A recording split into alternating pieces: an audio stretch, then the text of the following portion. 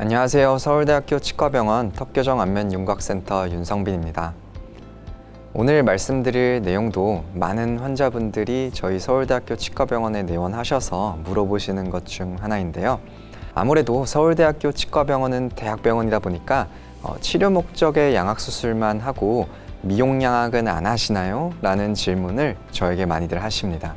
결론부터 말씀드리면 치료 목적의 양악수술이 비율상 더 많지만 미용양악수술도 당연히 많이 하고 있습니다. 오늘은 미용양악이란 무엇이며 치료 목적의 양악수술과 무엇이 다른지에 대해 자세히 설명드리겠습니다. 우선은 미용양악을 말하기 전에 일반적인, 전통적인 치료 목적의 클래식한 양악수술에 대해 말씀드릴게요. 처음 양악수술의 시작은 주걱턱 환자의 치료를 위한 목적으로 시도가 되고 그 뒤로도 골격성 부종기업 환자의 치료를 위해 계속 발전해 온 것이 맞습니다. 사실 양악수술이라는 말도 원래는 쓰지 않았죠. 악교정 수술이라고 하는 것이 정식 명칭입니다. 악교정 수술은 한자어인데 여기서 악이라는 것은 이 턱을 말하는 것이고요. 그래서 상악은 윗턱, 하악은 아래턱을 말하는 것이고요.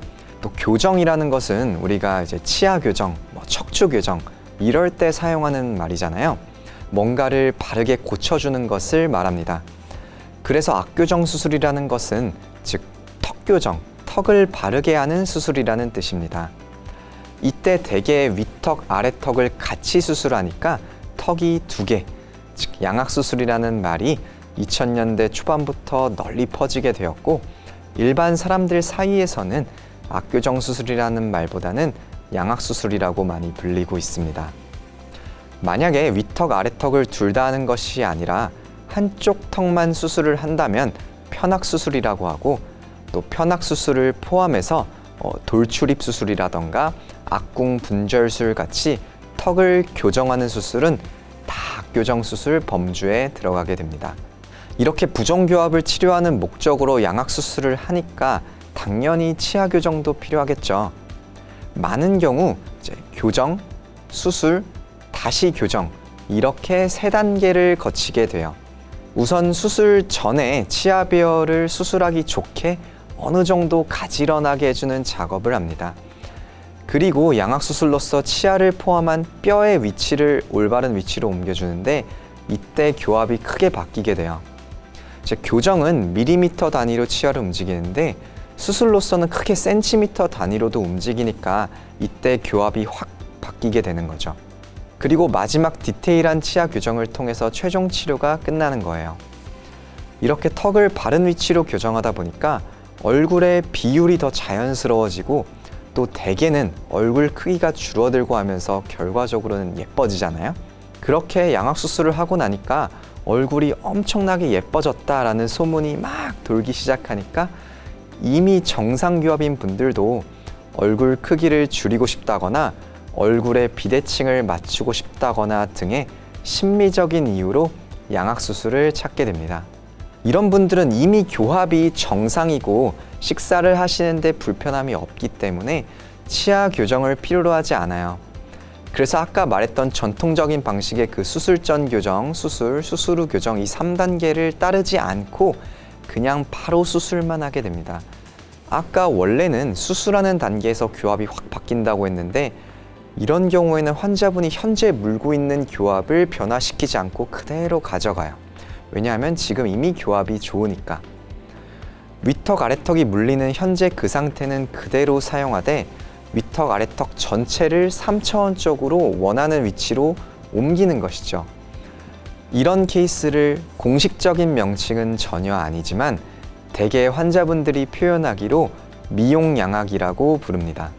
자, 그러면 미용양악이라는 것을 정리해보면 환자분의 교합을 변화시키지 않고 악교정 수술을 하는 것으로 저는 표현할 수 있을 것 같아요. 다시 말해서 미용 목적의 양악수술과 치료 목적의 양악수술은 다른 수술이 아닙니다. 두 가지는 같은 방법의 수술이고 같은 도구를 사용하고 거의 같은 수술 순서를 가지고 거의 같은 회복 과정을 거치고 또 거의 같은 정도의 부작용이 예상이 됩니다. 다만 수술 시에 교합을 변화시키냐 아니냐의 차이가 있기에 치료 계획을 수립하는 데 있어 약간의 차이가 있을 수 있지만 수술 계획의 방향성은 거의 유사하고 당연히 수술 후의 외형적인 변화도 비슷하게 예측이 됩니다. 만약 이 두 개가 크게 다른 것으로 알고 계셨거나 헷갈리는 부분이 있다면 이 영상을 보시고 잘 이해하셨으면 하는 바람입니다. 또 환자분들이 많이 물어보는 내용이 치료 목적의 양악수술이면 덜 예뻐지나요? 입니다. 전혀 그렇지 않습니다. 아까도 말씀드렸다시피 원래 부정교합의 치료 목적으로 양악수술, 즉 악교정 수술을 해오던 것이 그 결과가 정상교합이 됨과 동시에 얼굴이 심미적으로 예뻐지니까 많은 사람들의 관심을 가지게 된 거잖아요. 당연히 골격적인 비율이 더 좋아지기 때문에 예뻐진다고 할 수 있어요. 동양인 기준으로 대체적으로 얼굴이 조금 더 작아지는 방향이고 대칭이 맞아지는 방향으로 결과가 나옵니다. 그리고 또 오늘날 치료 목적으로 악교정 수술하는 그 어떠한 교수님, 원장님들 중에서도 심미적인 결과를 고려하지 않는 분들은 없으실 거예요. 저희 역시 환자분의 부정교합을 해결함과 동시에 더 조화롭고 아름다운 얼굴을 만드는 것이 너무나 뿌듯하기 때문이죠. 또 미용 양악 수술이 더 복잡한가요? 라고도 질문을 많이 하셔요. 아까 말씀드렸다시피 두 수술은 본질적으로 같은 수술이기 때문에 특별히 어떤 것이 더 복잡하다, 더 어렵다 라고 할 수는 없지만 미용 목적의 양악 수술이 이제 술자 입장에서는 좀 더 까다로운 것 같아요. 아무래도 치료 목적의 양악 수술을 받으시는 분들은 교합이 너무 좋아짐과 동시에 외모도 좋아졌으니까 그 만족도가 굉장히 높은데 미용 목적으로만 받으시는 분들은 이제 온전히 심미적으로만 얼마나 더 좋아졌냐만을 결과로 받아들이기 때문에 더 만족에 대한 기준이 높은 것이죠. 그리고 악교정 수술이라는 것이 뼈를 수술하는 것이라서 얼굴의 외형, 즉 연조직을 정확히 수술 후에 어떻게 변화할 것이라고 예측하는 것은 좀 어려워요. 예를 들어 뼈의 형태로는 좌우 대칭을 잘 맞춰놔도 그 연조직의 미묘한 비대칭은 남아 있을 수 있는 거죠.